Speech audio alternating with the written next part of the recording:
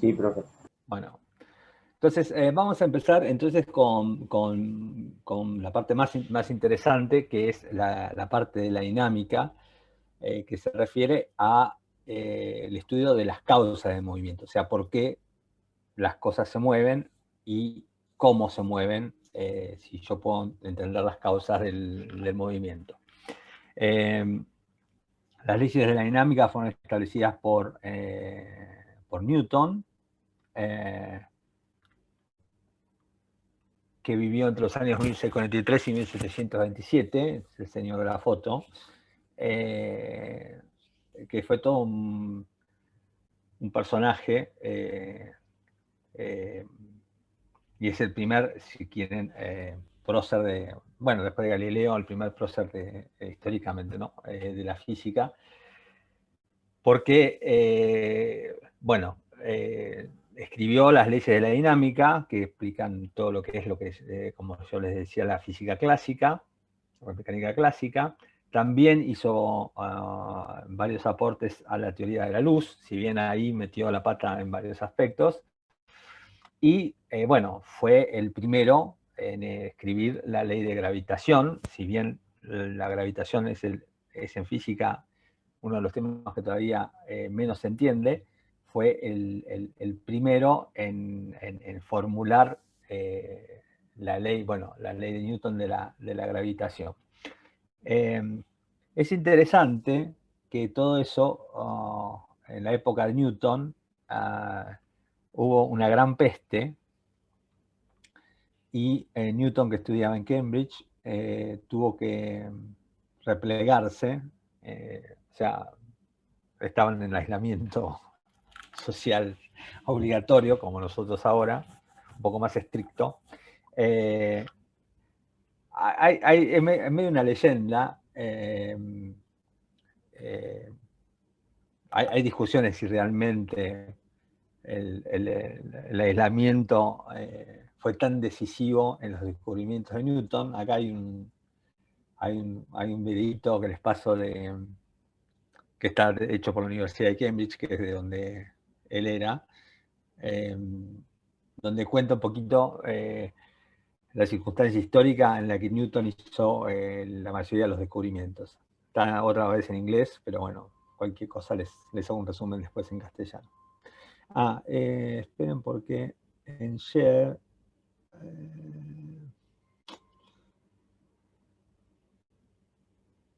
ahí tengo que compartir el audio. ¿Me dicen si se escucha? Let me tell you about my annus. ¿Se escucha bien el sonido? Sí. Sí, se escucha. Sí, sí. Bueno.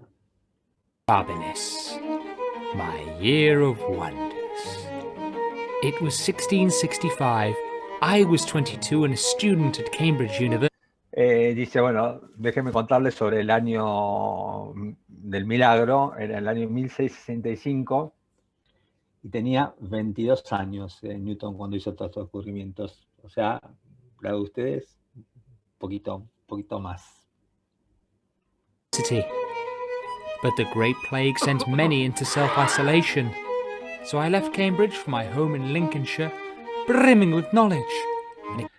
En el año 1665 fue lo que se llamó la Gran Plaga, ¿sí? Y él se desarrolló a la universidad y tuvo que ir a su lugar de origen, que era en Lincolnshire. Lincolnshire. Excited by experiment and calculation. In this time I developed my theories on calculus. Bueno, en esa época Newton, fueron 2 años me parece que duró la Gran Peste, desarrolló todo el análisis matemático, bueno, todo no, los inicios del análisis matemático, los conceptos de cálculo que ustedes habrán visto, límite, derivada, todo ese tipo de cosas. The chromatic composition of white light. Se dio cuenta de que la luz blanca está compuesta de colores, o sea, la composición cromática de la luz. About my annus mirabilis, my year of wonders. It was 1665. I was 22 and a student at Cambridge University. But the Great Plague sent many into self-isolation. So I left Cambridge for my home in Lincolnshire, brimming with knowledge and excited by experiment and calculation. In this time I developed my theories on calculus, the chromatic composition of white light, and the mathematics of force and gravitation. I'd forged connections with Y la matemática, o sea, la ley de gravitación. suppliers and worldwide traders who provided me with materials and information. Yet it was during this period of solitude that inspired me to reflect. This force that draws things to the Earth's center, what is it capable of? How far does its power extend? Does it reach as high as the moon? In the heady rush of everyday life, I might have been unable to free my mind to such observations. So don't worry if you find yourself getting bored.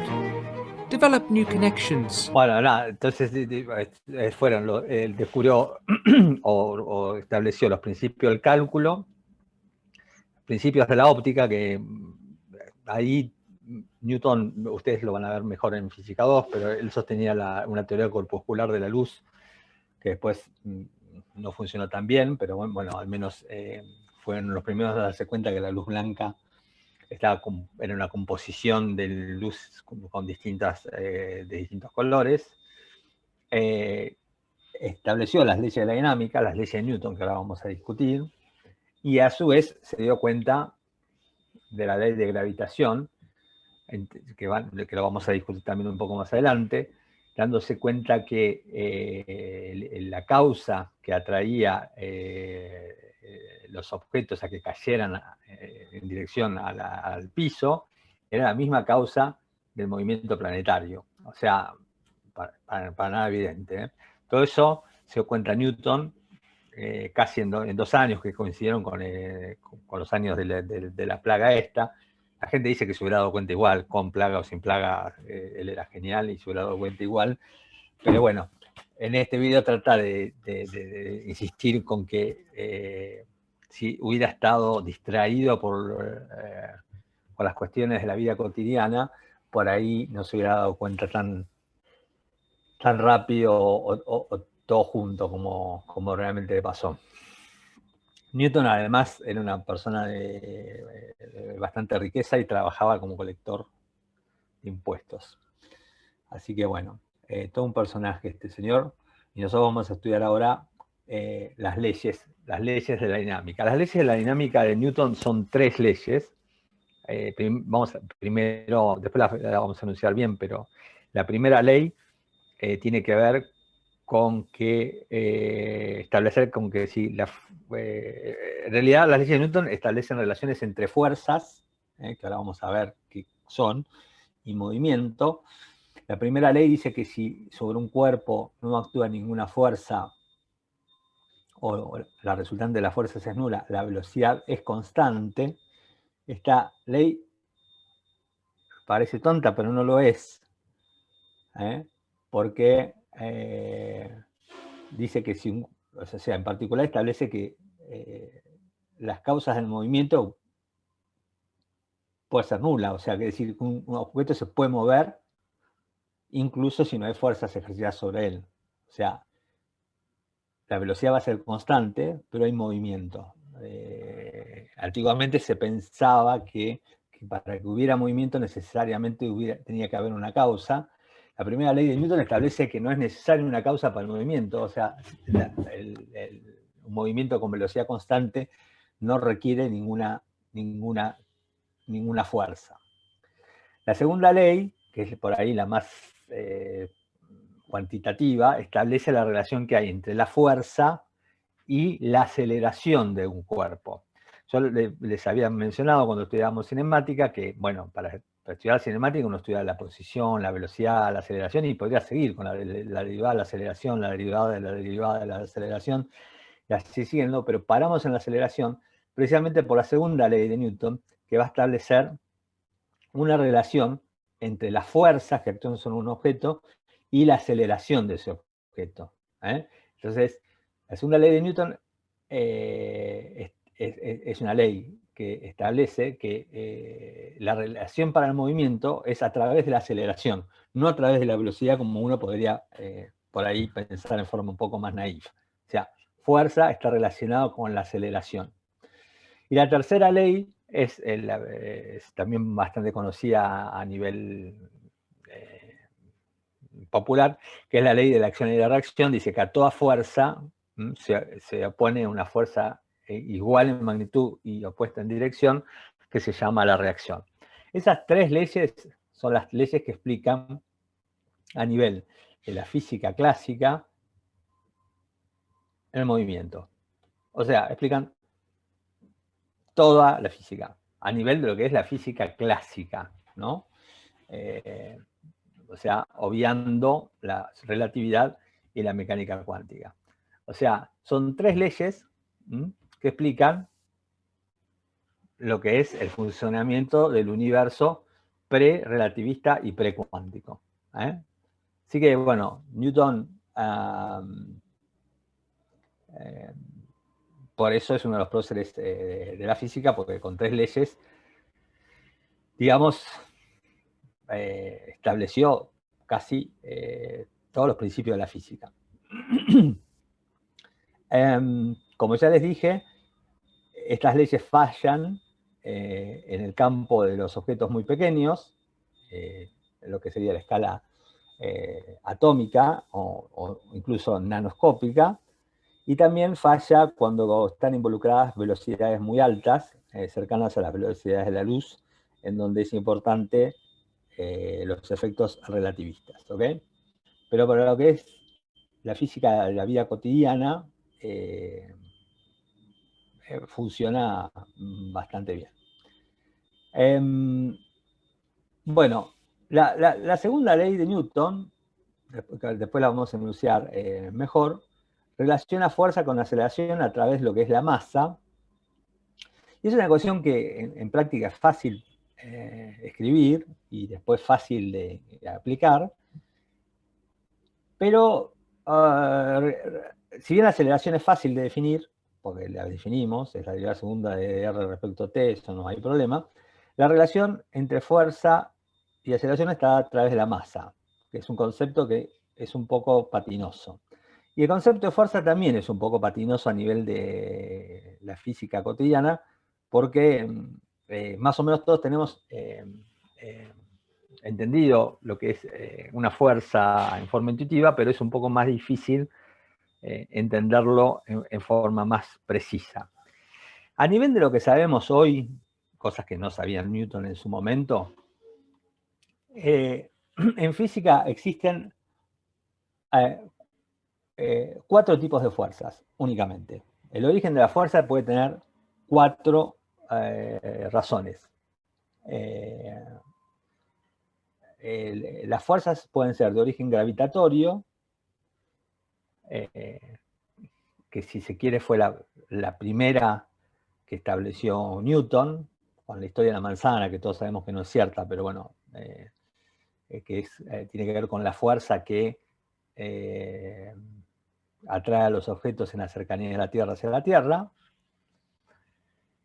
Las interacciones o las fuerzas pueden ser de origen electromagnético, que tienen que ver con la electricidad y el magnetismo, que por mucho tiempo se pensaron que fueron cosas distintas y por el 1800 se entendieron que eran 2 aspectos del mismo problema. El electromagnetismo ustedes lo van a estudiar en Física 2, y es la base de la química, principalmente. Y después hay 2 interacciones más, que se llaman interacción débil e interacción fuerte, que actúan a nivel nuclear. Son importantes cuando uno se pone con la física de los núcleos. Esas son las únicas 4 interacciones que hay en la naturaleza, de acuerdo a la física actual. El origen de las fuerzas son de este tipo: gravitatoria, electromagnética, débil y fuerte. Y también, de acuerdo a la visión actual, nosotros tenemos una tabla periódica que es mucho más fácil que la que tienen ustedes, que es esta que está acá. Las partículas elementales son estas que están acá, y solo estas. Por el momento se creen que son estas, que son, bueno, por ahí la que ustedes conocen y la que más participa en la química es el electrón, pero hay partículas parecidas al electrón, no tan populares, pero que son el muón y el tau. Estos son los neutrinos, hay un neutrino asociado al electrón, un neutrino asociado al muón y un neutrino asociado al tau.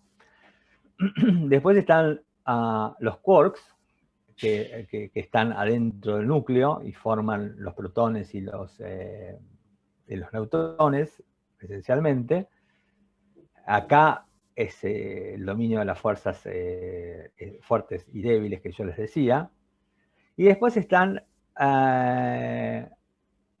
estas partículas, que en realidad son las partículas intermediarias de estas fuerzas que están acá, que tienen el nombre hoy.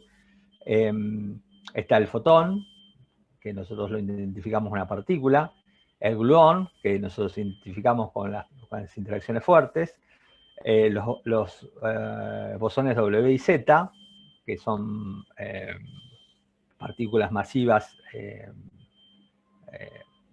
que fueron descubiertas mucho después, y la última, la partícula que se hipotizó hace más de 50 años que existía, y se midió bastante recientemente, que es la partícula de Higgs.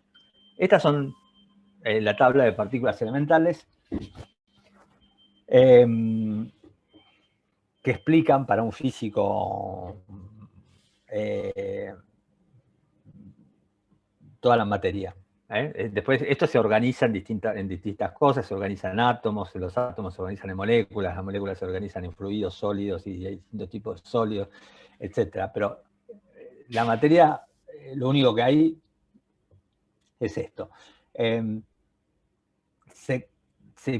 Hay hipótesis de que pueda haber otras partículas que todavía no se encontraron, de eso trabaja mucha gente, pero digamos, desde el punto de vista de lo que es la física fundamental hoy, sabemos que las fuerzas tienen estos 4 posibles orígenes: gravitatoria, electromagnética, débil y fuerte, y que la materia está compuesta por estos bichos que están acá, y no hay más que eso.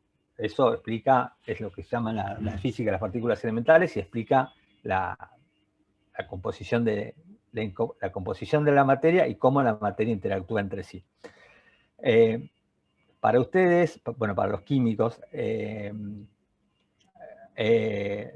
la materia se organiza en átomos,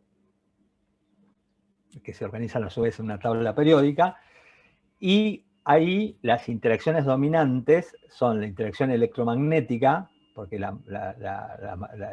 átomo está compuesto por protones y núcleos y electrones, y entre protones y electrones hay interacciones electromagnéticas porque tienen carga. Si ustedes no se preguntan sobre la estructura del protón y sobre la estructura del nucleón, las interacciones estas fuertes no interesan. La interacción débil aparece en la desintegración nuclear, así que si hacen algo de química que tenga que ver con lo nuclear, van a ver esta interacción en algún momento. Y notablemente, para la mayoría de las cosas que son química, la fuerza gravitatoria, que es la más fácil de entender para una persona de la vida cotidiana, es la más irrelevante de todas. O sea, para la química, la fuerza gravitatoria es bastante irrelevante. Ahora vamos a ver por qué. Así que bueno, esto es a nivel de lo que es la física actual, fundamental y que entendemos hoy. Esto Newton obviamente no sabía. Newton estaba jugando con esta idea, con la fuerza gravitatoria. No tenía casi idea de electromagnetismo, y mucho menos de estas cosas, la interacción débil y fuerte, que se descubrieron en el siglo pasado. Ahora, a nivel de la vida cotidiana, cuando uno habla de fuerzas, uno está familiarizado con otro tipo de fuerzas, que son manifestaciones, vamos a llamarlas manifestaciones macroscópicas, o sea, en la vida cotidiana, de esas fuerzas. Por ejemplo, cuando yo empujo un objeto, Estoy haciendo una fuerza sobre el objeto. Cuando estoy tirando un objeto con una cuerda, con una cadena, son manifestaciones macroscópicas de esas fuerzas. La fuerza es una cantidad vectorial, porque cuando yo empujo, estoy empujando mucho y poco, eso tiene que ver con la magnitud, pero también estoy empujando en una dirección, así que tengo que dar, la fuerza es una magnitud vectorial. Otros ejemplos de fuerzas tienen que ver como, por ejemplo, cuando yo apoyo un libro arriba de una mesa, la mesa ejerce sobre el libro una fuerza, que es lo que lo mantiene encima de la mesa, que se llama la fuerza normal. Si yo empujo un libro sobre una superficie rugosa, aparece una fuerza de fricción, que también es una manifestación macroscópica de una fuerza. Como decíamos antes, si yo tiro con una cuerda de un objeto, tengo una fuerza de tensión. Y también, obviamente, está el peso, que es la fuerza que ejerce, ahora entendemos que la fuerza que ejerce la Tierra sobre un objeto, como ya vimos, Galileo se dio cuenta que los objetos caen con una aceleración constante, y si el cuerpo no se mueve con velocidad constante, quiere decir que hay una fuerza, y esa fuerza es el peso, que es de origen gravitatorio. Esas son todas manifestaciones macroscópicas de las fuerzas. El peso tiene que ver con una fuerza fundamental, que es la gravedad, y todas las demás tienen que ver con manifestaciones macroscópicas de fuerzas electromagnéticas, que son difíciles de entender a nivel microscópico, pero tienen ese origen, son fuerzas electromagnéticas. ¿Ok? Entonces, nosotros vamos a estar aplicando en general, salvo el ejemplo de gravitación, fuerzas de este tipo, fuerzas de empuje, fuerzas, la normal, fuerzas de rozamiento, fuerzas de tensión. Vamos a trabajar a ese nivel de comprensión. La fuerza vale el principio de superposición, es un vector, y si sobre un objeto hay dos fuerzas aplicadas, entonces hay una fuerza resultante que es el vector resultante, o sea, se suma como si fuera un vector. ¿Ok? Entonces, quiere decir que el vector resultante, para obtenerlo, tengo que sumar la componente X es la suma de las componentes X, la componente Y es la suma de las componentes Y, la componente Z será la suma de las componentes Z. Esa es la resultante de una fuerza. Ustedes ya saben sumar vectores, así que los dejo con eso para que lo practiquen en los problemas. Para que tengan una idea de los órdenes de magnitud de las fuerzas, acá hay una tabla ahora vamos a ver que las fuerzas se miden en Newton. Yo les voy a explicar lo que es, pero no importa, como está todo en Newton, lo que importa es los valores relativos. La fuerza que el Sol ejerce sobre la Tierra, debido a la gravitación, desde origen gravitatorio, y tiene una fuerza de 3.5 por 10 a la 22 Newton. La fuerza que la Tierra ejerce sobre una manzana, en las cercanías de la Tierra, es de 1 Newton, o sea, la fuerza que ejerce el Sol sobre la Tierra es 10 a la 22 veces más fuerte que la fuerza que ejerce la Tierra sobre una manzana.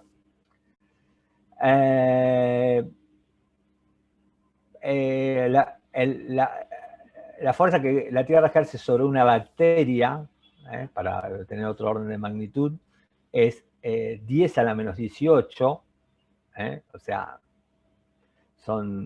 fíjense que entre la fuerza que el Sol ejerce sobre la Tierra y la Tierra sobre una bacteria hay 22 más 18, son 40 órdenes de magnitud, o sea, es un montón. Y fíjense, donde están las flechitas, que yo les decía, la atracción eléctrica entre el protón y el electrón, que ustedes van a calcular el año que viene, comparado con la atracción gravitacional entre el protón y el electrón. O sea, el electrón y el protón se atraen porque los dos tienen una masa, y el electrón y el positrón se atraen porque los dos tienen carga eléctrica. Cuando uno usa la ley de fuerza eléctrica y la compara con la ley de la fuerza gravitacional, se da cuenta que la fuerza eléctrica es del orden de 10 a la menos 8 newton y la fuerza gravitacional es de 10 a la menos 47 newton. Así que la relación de fuerzas, como verán, la eléctrica es inmensa comparada con la gravitacional. ¿Okay? Entonces, cuando ustedes hacen química y calculan las energías que tiene un electrón porque está dentro de un átomo y bla, bla, bla, estudian las fuerzas electromagnéticas, pues las fuerzas gravitacionales son totalmente despreciables con respecto a las fuerzas electromagnéticas. ¿Ok? Por eso digo, por ahí es medio exagerado la manera que lo digo, pero en un 99% la química tiene que ver con el electromagnetismo y no con la gravitación. ¿Ok? O sea, quiere decir que para lo que es la estructura atómica, la gravitación es bastante irrelevante. Juega papel en algunas cosas, por ejemplo, si ustedes tienen una solución,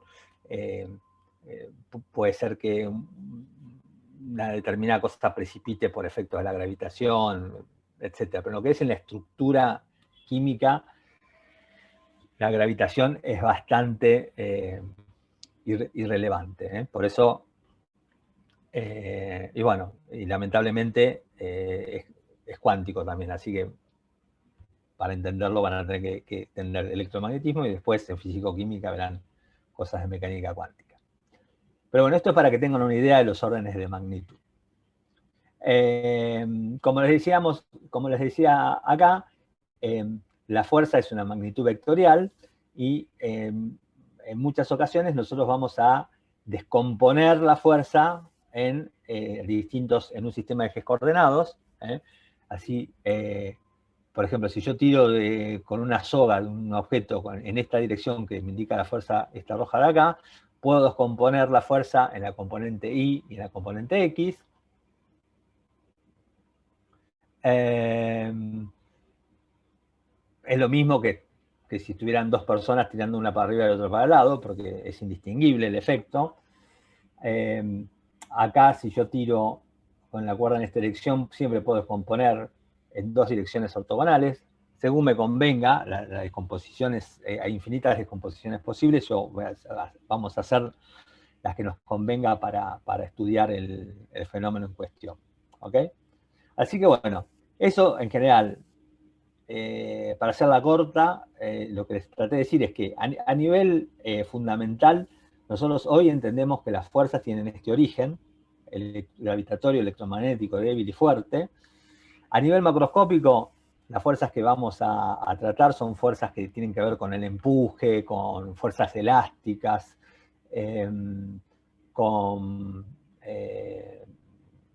y con el peso. Es un ejemplo muy común en la fuerza gravitatoria en Física 1. Estas fuerzas están más o menos entendidas. Notablemente, la primera fuerza que se descubrió fundamental fue la gravitatoria. Después se descubrió en la electromagnética la débil y la fuerte. Se ha logrado construir una teoría física que incorpore los efectos de estas interacciones e incorpore la relatividad y la mecánica cuántica, o sea, que incorpore la electricidad, la fuerza débil y la fuerte y los efectos de la relatividad y la mecánica cuántica.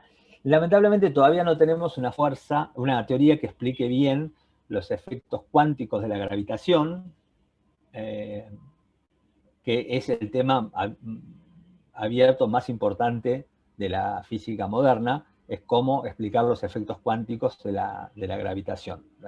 No sé si habrán escuchado hablar de la teoría de cuerdas y ese tipo de cosas. Tiene que ver con ese fenómeno, ¿ok? Que ustedes no se lo van a cruzar en su vida. Pero bueno, vamos más a la aplicación de la formulación de las leyes de Newton, que fueron escritas en su libro que se llama Principia. Creo que lo escribió en latín, el libro, me parece. Bueno, acá están las leyes en la primera traducción al inglés, y cómo la vamos a nombrar nosotros. La primera ley de Newton, que dice que todo cuerpo preserva su estado de movimiento rectilíneo y uniforme, o sea, velocidad constante, o cero en particular, excepto que actúen fuerzas sobre él. ¿Ok? Esa es la primera ley de Newton, que, como yo les decía, ya es no trivial, porque permite el movimiento, incluso en la ausencia de causas externas. Ese movimiento va a ser, sí, simple, va a ser rectilíneo y uniforme. Fíjense que es también altamente no trivial, porque el movimiento rectilíneo y uniforme no es el movimiento más a mano. Quiero decir, la gente cuando empezó a estudiar el movimiento, principalmente estudiaba mucho el movimiento planetario. En el movimiento planetario nada se mueve en forma rectilínea y mucho menos uniforme. Así que llegar a esto es altamente no trivial. O sea, entonces los cuerpos se mueven en forma rectilínea y uniforme, excepto que actúen fuerzas sobre él. La segunda ley de Newton, que es la que más vamos a aplicar en todo el tiempo, dice que el cambio en el movimiento es proporcional a la fuerza y toma lugar en la dirección de dicha fuerza. Y cuando dice el cambio en el movimiento, lo que está diciendo es el cambio en la velocidad. Entonces la segunda ley de Newton es la famosa ley que dice fuerza igual a masa por aceleración, donde masa es una cantidad que vamos a ver que tiene que ver con la inercia de un cuerpo, que tiene que ver con la resistencia que ofrece un cuerpo al movimiento. Nosotros identificamos con la inercia con la resistencia que ofrece un cuerpo al movimiento. O sea, si yo le aplico la misma fuerza a dos cuerpos, uno con una masa más grande que el otro, el cuerpo con mayor masa va a moverse menos, o sea, se va a acelerar menos. Y anotar acá que la relación es entre fuerza y aceleración. ¿Ok? Eso es para anotar. No aparece la velocidad, aparece la aceleración. Tampoco aparece la derivada de la aceleración, ni la aceleración al cuadrado. La ley es muy sencilla, dice fuerza igual masa por aceleración. Es una ley hiper simple que explica infinitas cosas. ¿Ok?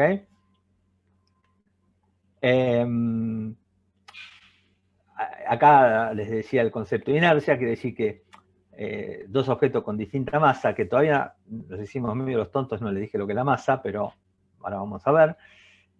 Si un objeto tiene el doble de masa que el otro, se va a acelerar la mitad que el otro. Y la última ley de Newton, que dice que todas las fuerzas actúan en pares, y estos pares son iguales en magnitud y opuestos en dirección. Esto quiere decir que si el cuerpo B ejerce sobre A una fuerza, el cuerpo A ejerce sobre B una misma fuerza, no una misma fuerza, una fuerza de la misma magnitud y de sentido contrario. Es el par, acción y reacción. ¿Ok? Esas son las tres leyes de Newton que explican toda la mecánica clásica. Ahora vamos a volver un poquito sobre las leyes de Newton, pero antes de seguir con las leyes de Newton, vamos a hablar un poquito del sistema de unidades, porque hasta ahora nos estuvimos haciendo un poco los distraídos, y en física necesitamos establecer valores numéricos para las cantidades, ¿ok? Y para establecer eso necesitamos establecer lo que se llama un sistema de unidades, es decir, elegir patrones de manera de que todos, cuando nos refiramos a las magnitudes, entendemos lo que estamos hablando.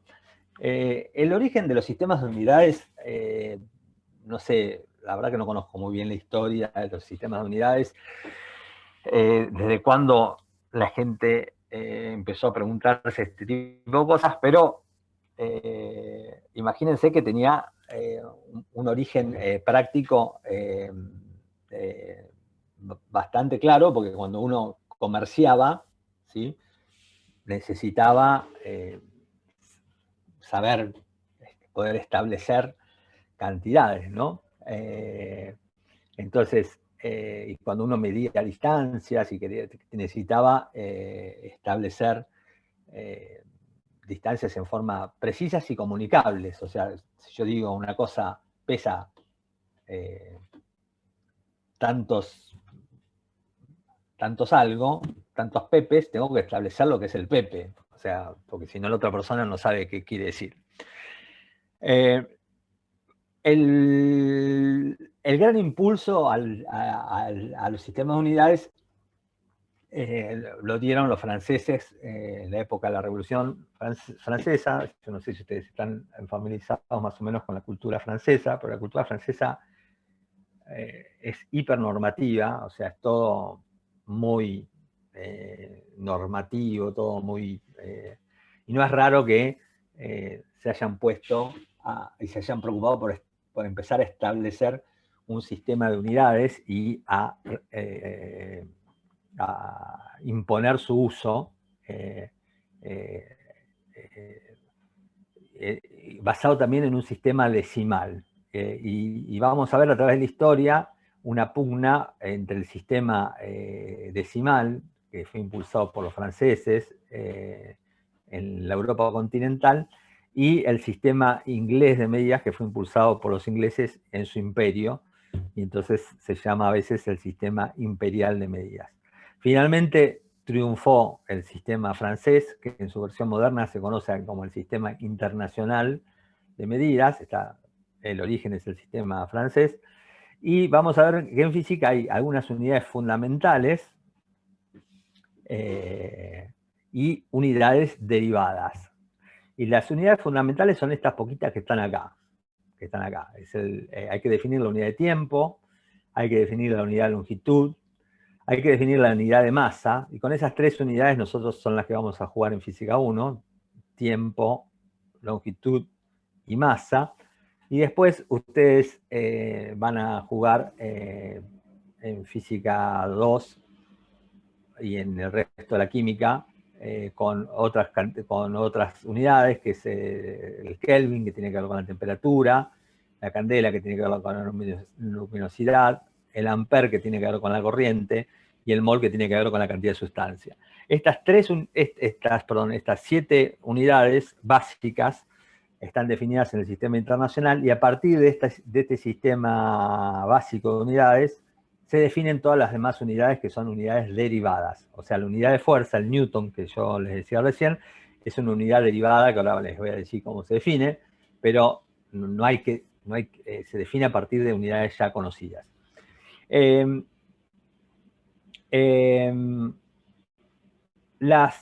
Acá están las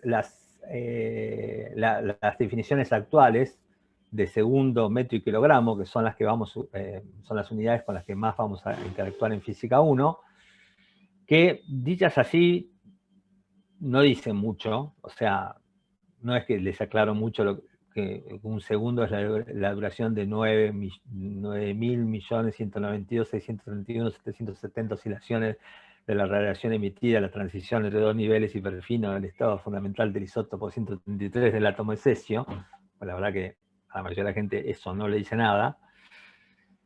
Que el metro es la longitud del trayecto recorrido por la luz en el vacío durante un intervalo de tiempo, que es ese que está ahí. Y el kilogramo, que se define a partir del valor de la constante Planck, que para ustedes no significa nada la constante Planck, que es una constante que aparece en la física cuántica.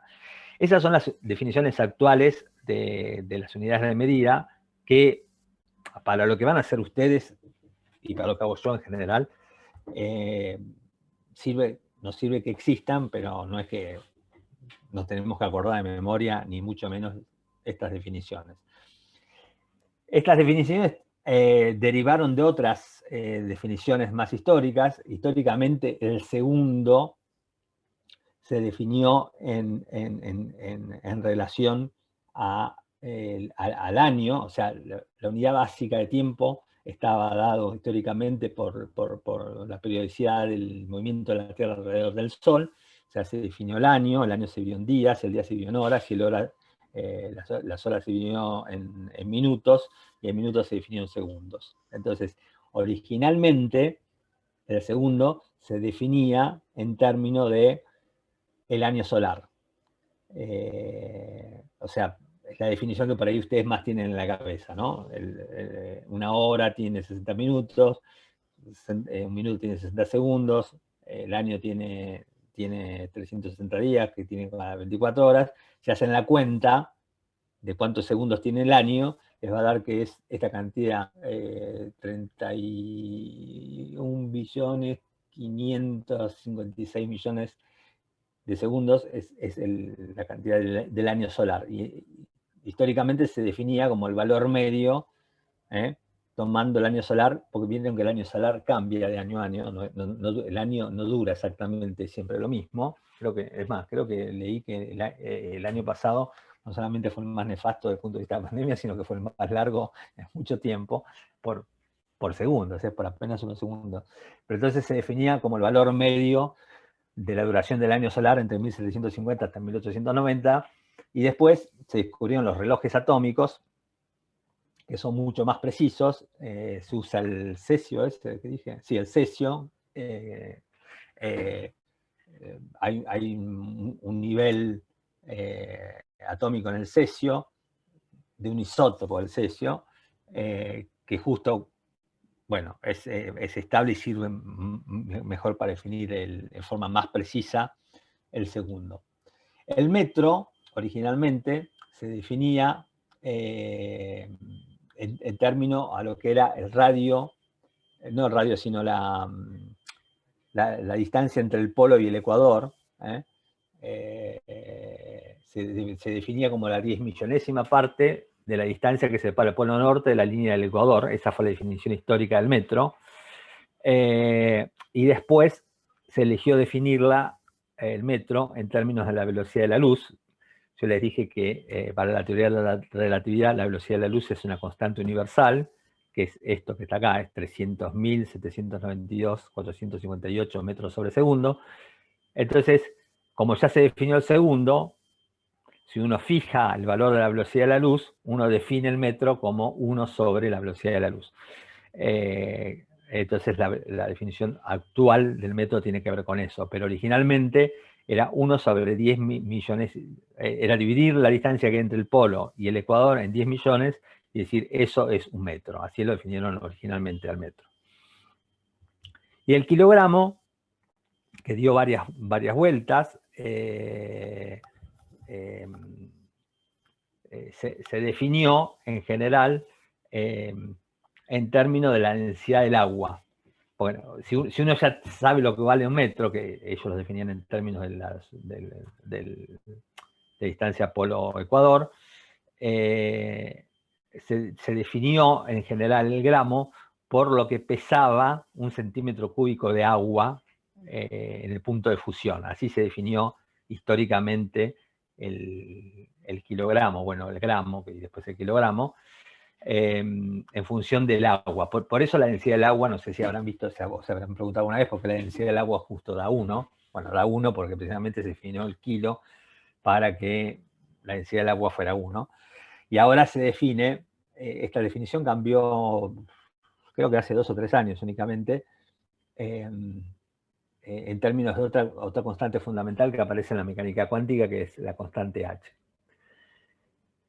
Antiguamente el metro se definía como esta cantidad, y había un metro patrón que estaba en Francia, en Sèvres, que es una ciudad que queda cerca de París, y había copias de ese metro patrón, pero esos patrones tienen el problema que se degradan con el tiempo, entonces es difícil mantener relaciones estables. El kilogramo también se definió como el peso, bueno, como la masa, perdón, de un metal dado, creo que era de iridio, que es un material bastante estable, pero bueno, ahora se define en términos de esta constante universal. Y bueno, digamos, a efectos prácticos nosotros no vamos a usar estas definiciones tan precisas de segundo, metro y kilogramos, solamente nos basta con saber que existen y que hay alguien encargado de cuidarlas y mantener los estándares. En la Argentina los estándares los mantiene el INTI, el Instituto Nacional de Tecnología Industrial, que es el encargado de mantener los patrones de medidas y de calibrar los instrumentos cuando hace falta, ¿ok?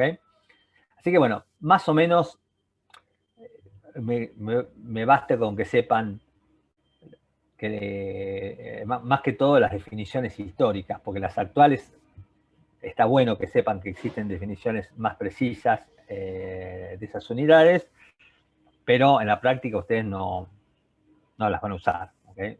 Los segundos los van a medir con relojes, los metros los van a medir con cintas métricas o con láseres, y los kilogramos los van a determinar con balanzas de mayor o menor precisión. Bueno, en los sistemas estos se utilizan prefijos para determinar la cantidad de ceros que acompañan a la medida. Acá se los dejo escritos.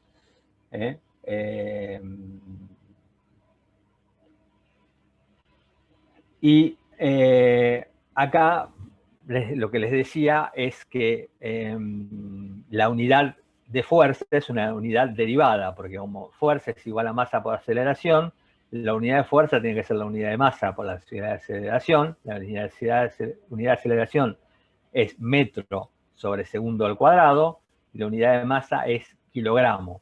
Así que la unidad de fuerza es newton. ¿Okay? Las fuerzas se miden en newton. Bueno, se llama newton por razones obvias.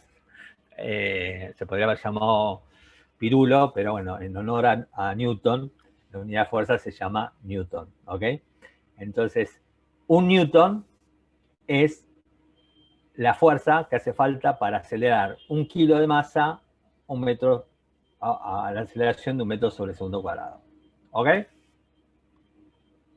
Bueno, lo que sí hay que tener claro es la diferencia entre masa y peso, que es un concepto que tiende a confundir mucho. Perdón.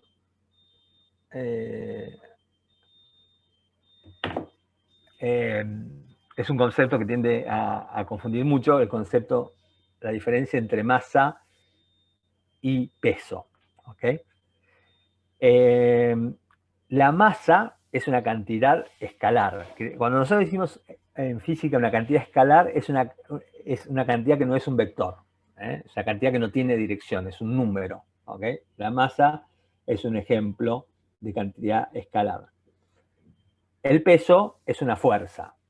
Así que ya, por empezar, masa es una cantidad escalar y el peso es un vector. Y el peso es precisamente la fuerza que la Tierra ejerce sobre una determinada masa.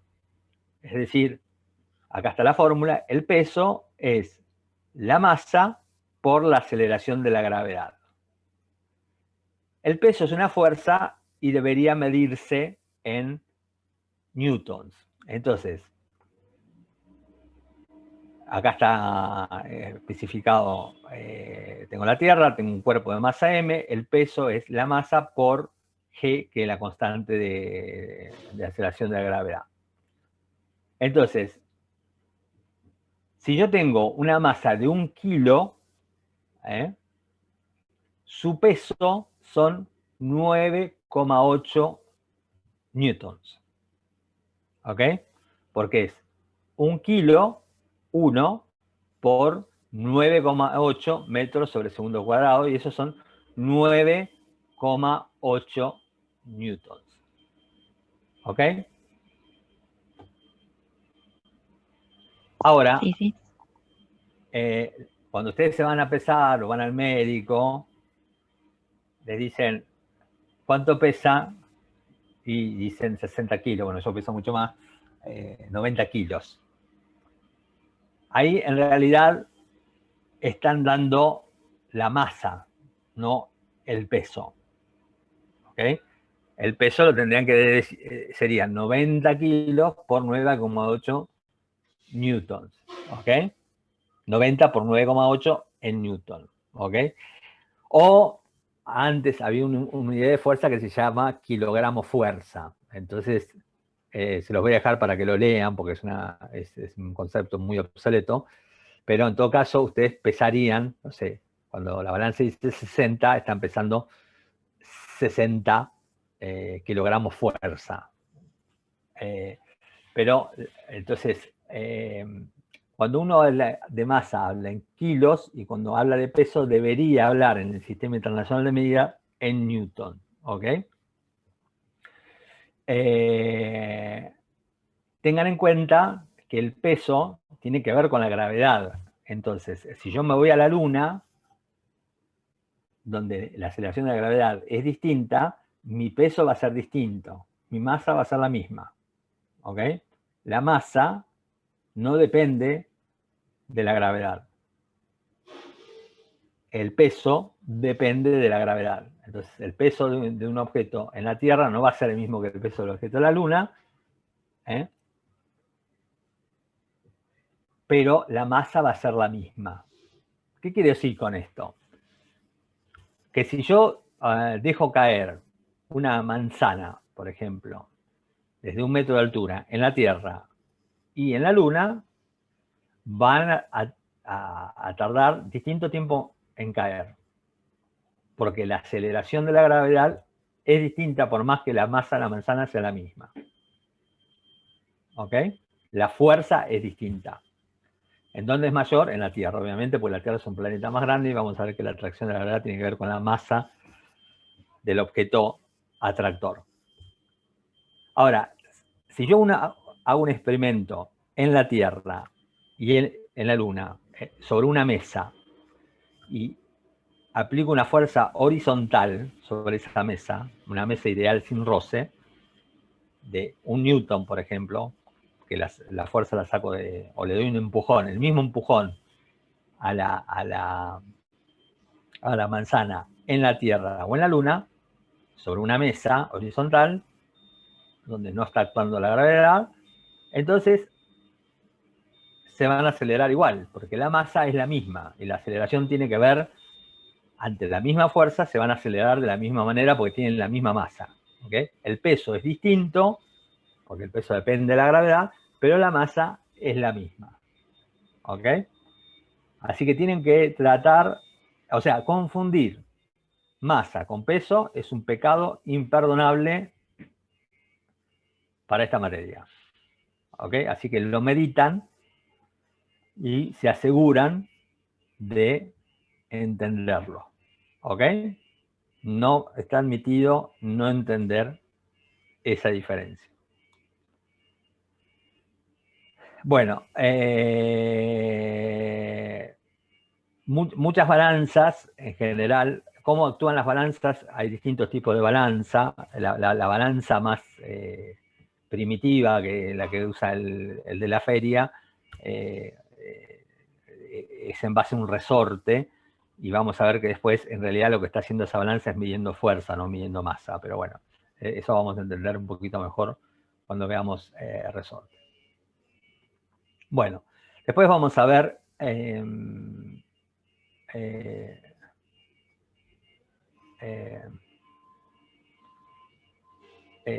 otra cosa que yo quisiera aclarar es que vamos a volver a la segunda ley de Newton, que dice que fuerza es igual a masa por aceleración, y la aceleración, como ustedes saben, es la derivada segunda del desplazamiento respecto al tiempo. La segunda ecuación de Newton vamos a ver que es una ecuación diferencial, porque me dice que la derivada segunda de x o de r respecto al t de 2 veces es la fuerza, que se supone que es un dato, por ejemplo, es un dato. Yo sé cuáles son las fuerzas, digo, bueno, ante tal fuerza determine cómo se va a mover el objeto. Una cosa que vamos a ver que es altamente no trivial es que la posición de un objeto va a estar determinada por la ecuación de Newton y vamos a necesitar como dato, para determinar en forma unívoca la posición del objeto, su posición y su velocidad inicial. ¿Okay? O sea, si yo conozco las fuerzas, conozco la posición inicial del objeto y su velocidad inicial, voy a ser capaz de determinar en forma unívoca el movimiento de ese objeto. ¿Ok? Ese es el contenido de la segunda ley de Newton. Necesito saber cuál es la fuerza y cuál es la posición y la velocidad inicial del objeto. Y con eso sé, en principio, puedo determinar el movimiento del objeto. No hace falta saber más que eso.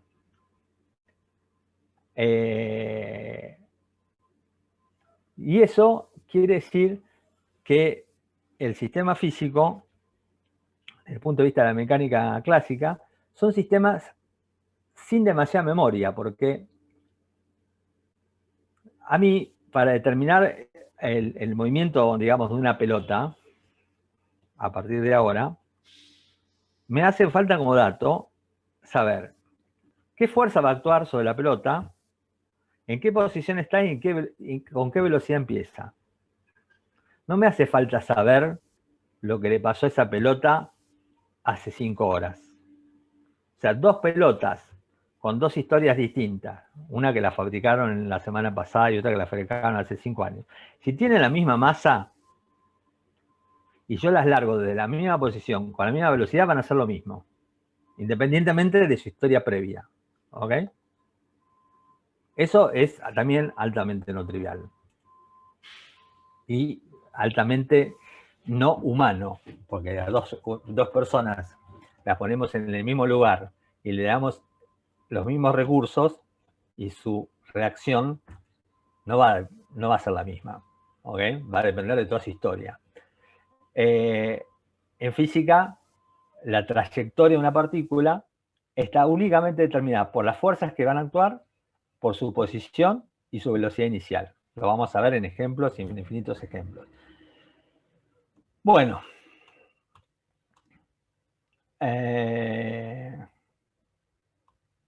Entonces, les pido por favor que piensen y reflexionen mucho sobre la diferencia entre peso y masa. Igual les digo, el origen de la masa en física es, a nivel fundamental, es una de las cosas más raras que hay. O sea, ¿cuál es el origen de la masa? Es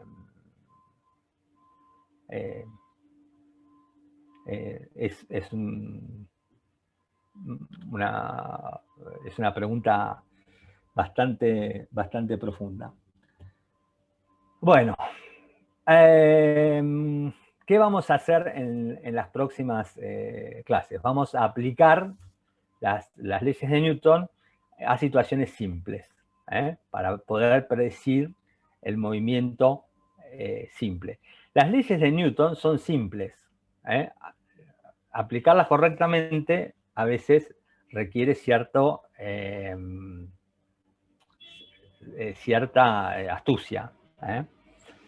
Y en particular, la complicación, ¿por qué la física no se terminó en el año 1700 cuando Newton escribió sus leyes? Fue porque esta es la ley aplicada a una partícula de masa m. Cuando tengo muchas partículas, que es la condición en general en la vida cotidiana, tengo una ley así para cada una de las partículas. La fuerza sobre cada partícula es la masa de cada partícula por la aceleración de cada partícula.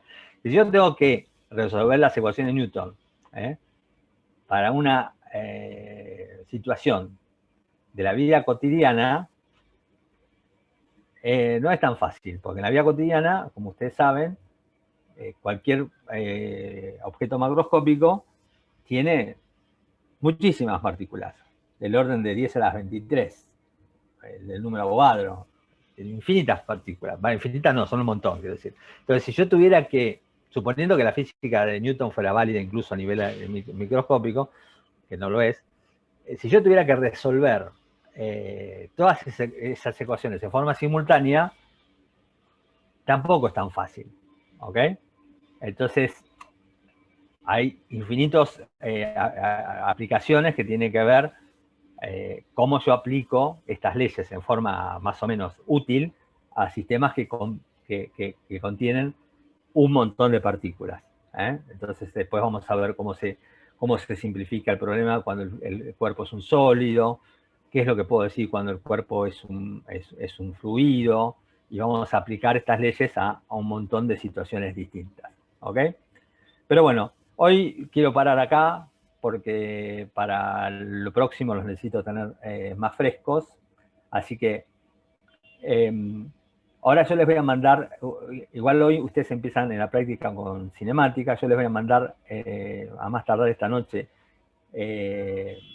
los apuntes de cinemática, y necesito que reflexionen sobre las leyes de Newton que acabamos de ver y la diferencia entre masa y peso. Y a partir de mañana vamos a ver aplicaciones concretas de esas leyes a distintos problemas.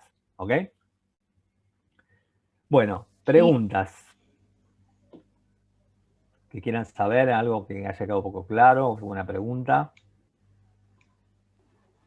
Una pregunta, ¿puede mandar el de cinemática y también el de dinámica? Como No, ya para... no, porque viste que voy encontrando, cuando voy diciendo, voy encontrando errores que los voy corrigiendo. Entonces, igual ustedes van a hacer cinemática ahora. Como siempre vamos atrasados, o sea, van a ir en la práctica atrasados, ¿sí? No van a tener ese problema. Pero como yo lo voy corrigiendo a medida que voy encontrando errores que no los encuentro hasta que los digo en voz alta, ¿no? Por eso no se los mando. Hoy ya creo que les doy una revisada más al de cinemática y ya creo que no tiene más errores, pero se los mando. Además, por ahí les puedo mandar después de la clase de mañana. ¿Ok? Así lo tienen el fin de semana. ¿Ok? ¿Alguna pregunta más? ¿Dudas?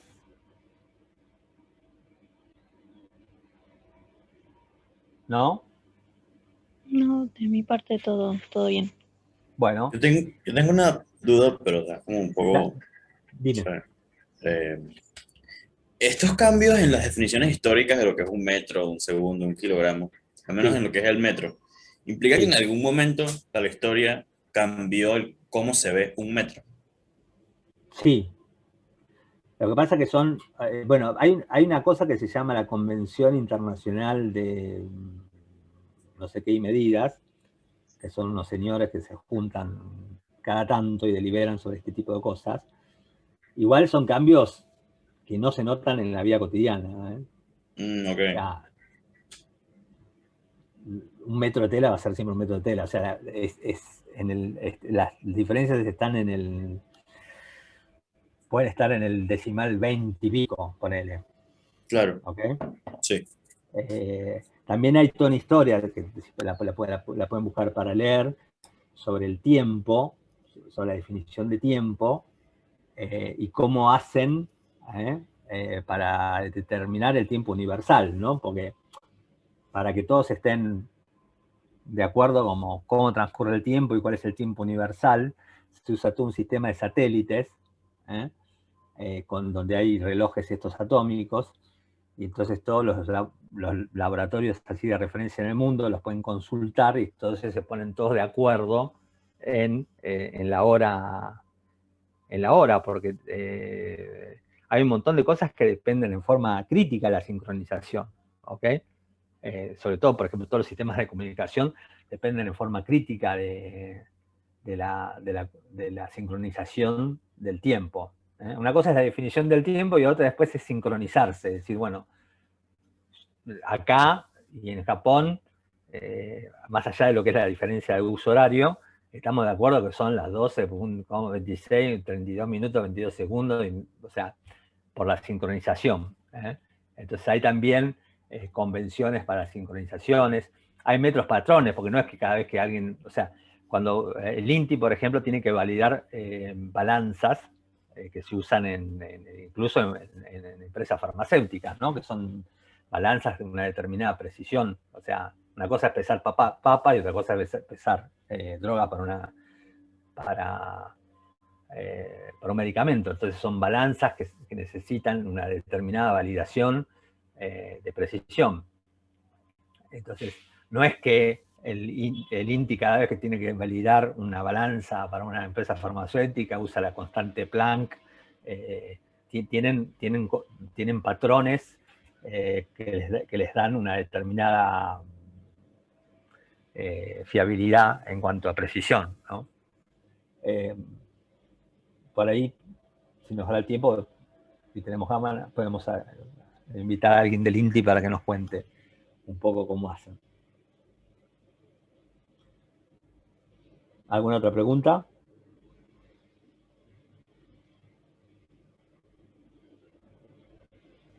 ¿No? No. Bueno, chicos, recuerden que mañana voy a hacer lo mismo. Yo estoy a partir de las 10 y estaría bueno que ustedes aprovechen ese horario para hacerme preguntas de cosas que no entendieron o dudas, dudas que tengan en general, ¿no? Que tengan que ver con la física de la que estamos hablando. Por ahí alguna duda por ahí de algo que yo no hablé, pero que es una duda pertinente. Las podemos hablar en esos primeros 10 minutos y después a las 10 exactas empiezo con el material nuevo. ¿Ok? Ok. Bien. Bueno, Ok. listo. Que tengan una buena práctica. Gracias. Hasta mañana. Chao, chao. Gracias. Hasta mañana. Suerte.